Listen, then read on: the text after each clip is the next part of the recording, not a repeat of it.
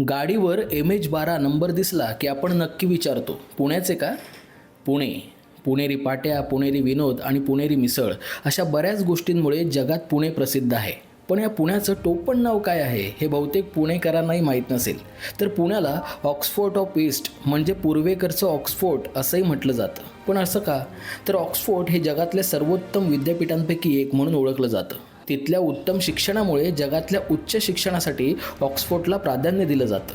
त्याचप्रमाणे महाराष्ट्रात पुणे एक असं शहर आहे ज्यात उच्च प्रतिष्ठित शैक्षणिक संस्था आहेत. पुण्यात उच्च शिक्षण अभ्यासक्रमाचं अभ्यास केंद्र आहे. पुण्याला विद्येचं माहेरघर म्हणूनही ओळखलं जातं.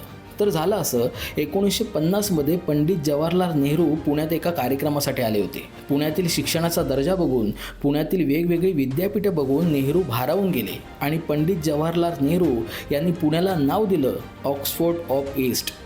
म्हणून पुण्याला ऑक्सफोर्ड ऑफ ईस्ट म्हणजे पूर्वेकडचं ऑक्सफोर्ड असं म्हटलं जातं. तुम्हाला पुण्याची कोणती नावं माहिती आहेत? कमेंट करून नक्की सांगा. आणि माहिती आवडली असेल तर संवाद सेतूच्या पेजला फॉलो जरूर करा.